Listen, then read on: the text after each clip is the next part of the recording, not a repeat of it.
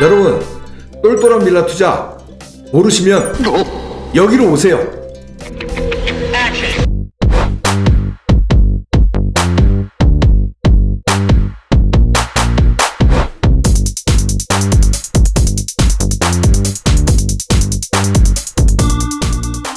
안녕하십니까, 송성문입니다. 오늘은 똘똘한 빌라 투자 필요성과 똘똘한 빌라를 어느 곳에 어떤 곳으로 주목해서 봐야 되는지 한번 살펴보는 시간을 갖도록 하겠습니다. 먼저 필요성에 대해서 네 가지로 좀 정리를 해봤는데, 첫 번째로는 수요 공급에 대한 얘기를 좀 드리도록 하겠습니다. 여러분들이 서울 지역 아파트 진급 공급 물량이 없고 내년 이후에 더 심각해진다는 것을 모두 알고 있고 많이 들어서 알고 있습니다. 그래서 더욱더 집중이 되는 것이고요. 지금 그 중심권 지역 아파트 가격은 정말 상단이 없을 정도로 지금 신고가를 계속 경신해 나가고 있습니다. 이유는 수요가 계속해서 몰리고 있고요. 공급에 대해서는 없습니다. 그렇지만 공급을 할 수 있는 방법도 택지 개발을 통해서 좀 대규모로 공급을 해야 되지만, 서울 지역은 아시다시피 택지를 공급할 것이 없습니다. 결국은 재개발이나 재건축을 통해서 공급을 해야 되는데, 가장 중요한 요인이 재개발로 공급을 해야 된다는 이유 되겠죠. 그래서 재개발의 근본이 될 수 있는 똘똘한 빌라를 사야 된다는 게 첫 번째 필요성이라고 말씀드릴 수 있겠습니다.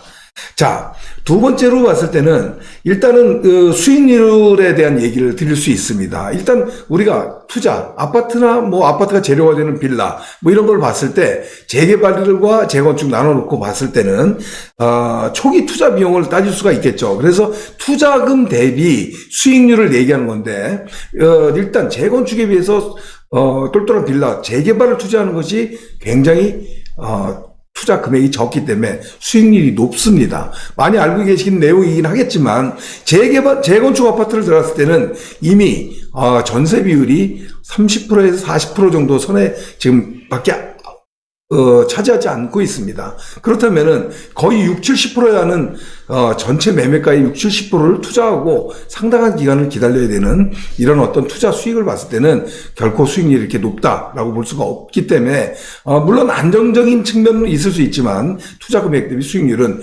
조그만 빌라를 사놓고, 빌라 같은 경우에는 땅 한 평을 갖고 있어도 입주권을 받을 수, 아파트를 받을 수 있는 조합원이 되는 거고요. 10평, 100평을 갖고 있어도 다 똑같은 조합원이 되기 때문에 실질적으로 작은 지분을 갖고 있고 조그만 돈을 투자할 수 있다는 이런 장점을 갖고 있습니다. 따라서 수익률로 봤을 때 재개발 지역 똘똘한 빌라를 사야 된다. 그리고 재개발 지역을 사게 되면 단계별로 가격이 상승하는 상승별 우리가 수익을 맛볼 수가 있다. 이런 거를 말씀드릴 수 있겠습니다.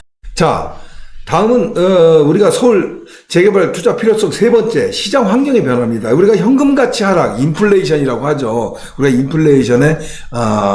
인플레이션을 해지하는 방법이 이런 부동산을 투자해 놓는 것이겠죠. 결과적으로 뭐냐면, 지금 현재 저금리 기조를 또 계속 유지하고 있기 때문에 금리도 지금 2.75%에서 지금 동결이 되고 진행되고 있습니다. 향후에는 앞으로 한두 차례 더 금리 인하가 예상돼 있어요. 방향성이 지금 금리 인하로 정해져 있다는 것은 굉장한 가격 상승 요인으로 볼 수 있는 거죠. 먼저 현금 가치 하락.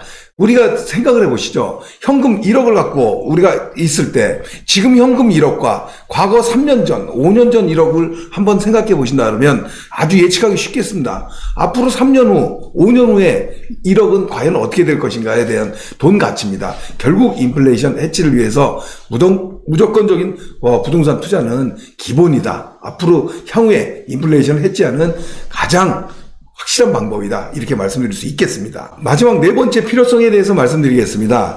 일단 정부 정책 지원을 좀 꼽을 수 있겠는데요. 일단 규제 완화와 더불어서 여러 가지 인센티브가 있습니다.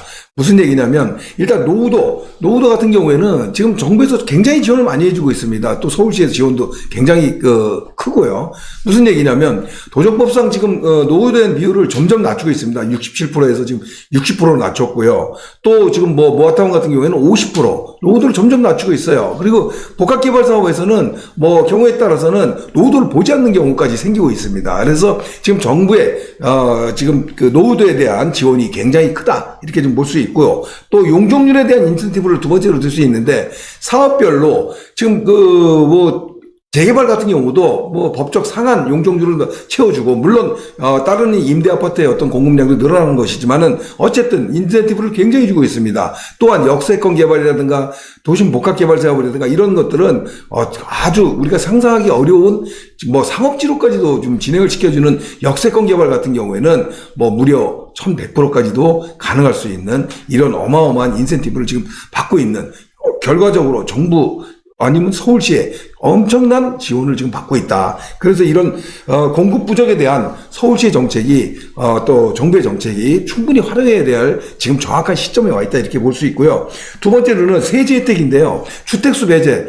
우리가 주택 일시 부동산 대책에서 말씀드렸죠. 일시 부동산 대책에 의해서 27년 말까지 신규 소형 주택을 매입했을 경우에는 우리가 주택수에서 배제돼서 취득세 감면을 받을 수 있는 굉장히 중요한 여건을 가질 수 있습니다. 또 한 가지는 또 우리 88 대책의 일환으로서 작년 연말부터 시행이 되고 있습니다. 소형 주택을 샀을 경우 뭐 기준 여건은 있지만은 결과적으로 무주택자로 간주를 받을 수 있어서 청약시 무주택자가 될 수 있는, 그래서 입주권과 분양권을 다 두 마리 토끼를 노려볼 수 있는 이런 기회도 가질 수 있다. 이런 것들이 지금 신규 빌라, 똘똘한 빌라를 투자하는 굉장히 중요한 이유라고 볼 수 있겠습니다. 자, 이번에는 우리가 어떤 곳을 좀 주목해 봐야 될지 두 가지로 한번 좀 정리를 해봤습니다.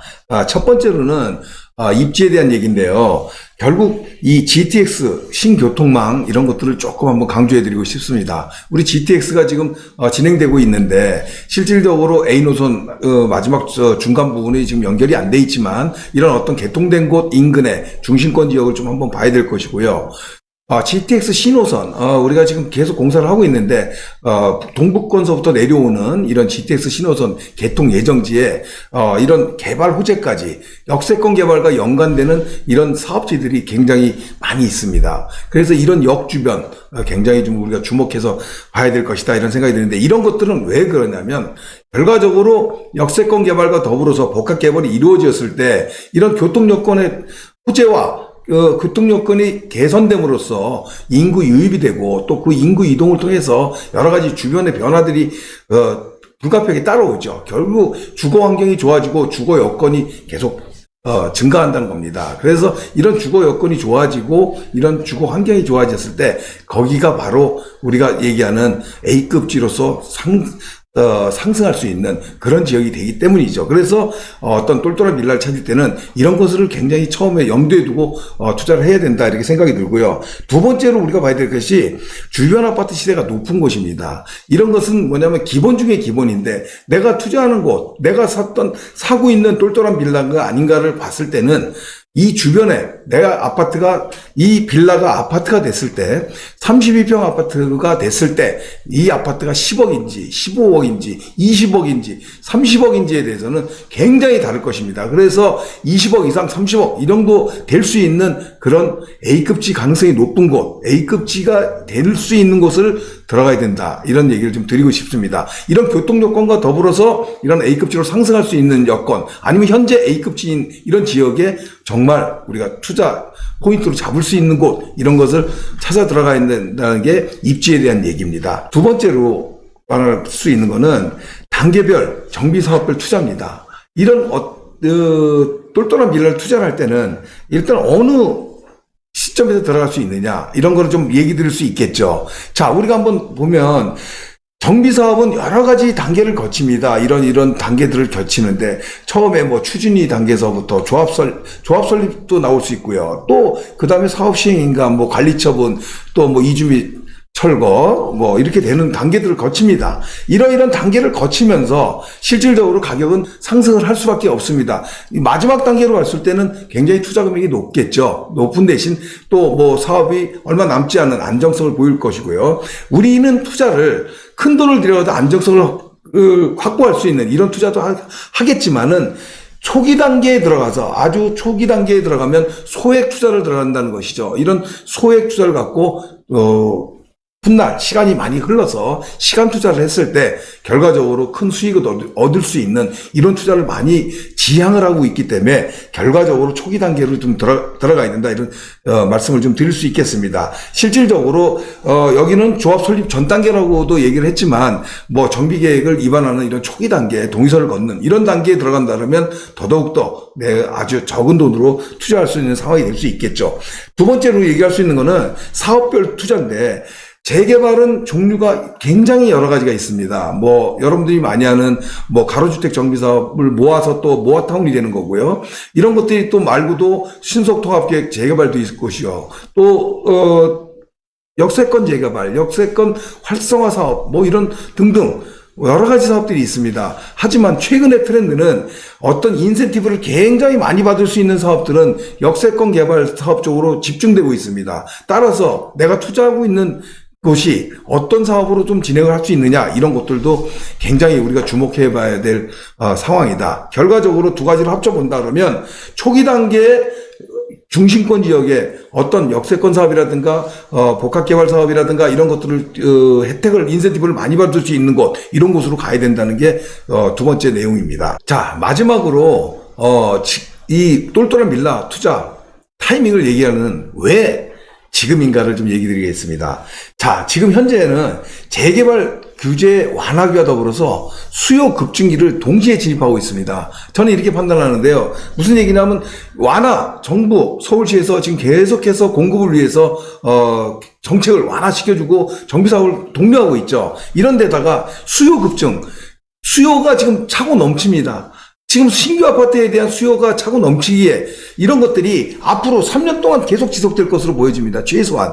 그렇다면 지금 상황에서 우리가 준비해야 될 것은 결국은 신규 아파트를 갖고 있든지 아니면 신규 아파트가 될 빌라, 아파트가 될 입주권을 받을 수 있는 이런 빌라를 투자를 하든지 이 두 가지밖에 선택지가 없다라고 저는 판단하기 때문에 그렇습니다. 그래서 지금 타이밍을 얘기 드릴 수 있는 거고요. 지금 초기 단계 어떤 저가 매입, 지금 좀 전에 말씀드렸듯이 부동산 투자에 있어서는 가장 중요한 거는 거듭거듭 말씀드리지만 소액으로 투자해서 수익을 최대한 극대화시키는 것입니다. 결과적으로 초기 단계에 들어갈 수 있는 사업지들이 지금 많지 않다는 거죠. 왜냐? 지금 21년도부터 시작된 신통기획, 22년도 시작한 모아타운, 이런 것들이 합치면 200군데가 넘게 지금 진행되고 있습니다. 이렇게 많은 사업지들이 진행을 하고 있고요. 지금 앞으로도 진행될 사업지들이 좀 남아있긴 하지만 앞으로 노른자 위에 진행될 수 있는 사업지들이 그렇게 많아 보이지는 않고요. 사업지가 있다고 손치더라도 투자 금액이 지금보다는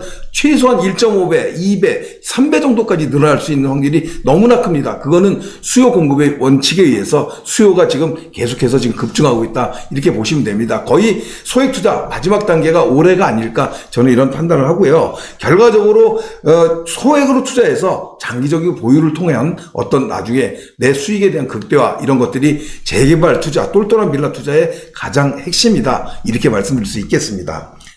자, 중요한 마지막 결론을 말씀드리죠. 재개발 빌라는요, 단기적인 변동성은 있습니다. 어떤 조합원들 사업이, 또 재개발 사업이 어느 정도 중장기적인 사업이다 보니까 단기적인 변동성은 얼마든지 나타날 수 있지만 결국 서울부동산의 필수 핵심 자산으로 부상할 것이라는 게 제 생각입니다. 무슨 얘기냐? 결과적으로 이제는 서울 빌라, 서울에 재개발이 될 수 있는 아파트 입주권을 받을 수 있는 빌라를 소유하고 있다는 것은 일단은 이제는 선택이 아닌 필수 시대가 될 것이다. 저는 이렇게 감히 말씀드릴 수 있겠습니다.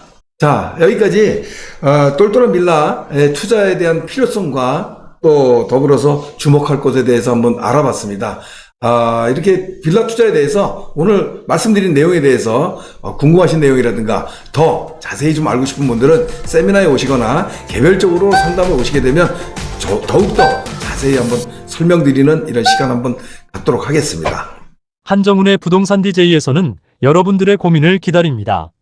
영상을 보시고 투자에 관심 있으신 분은 지금 바로 연락 주시기 바랍니다.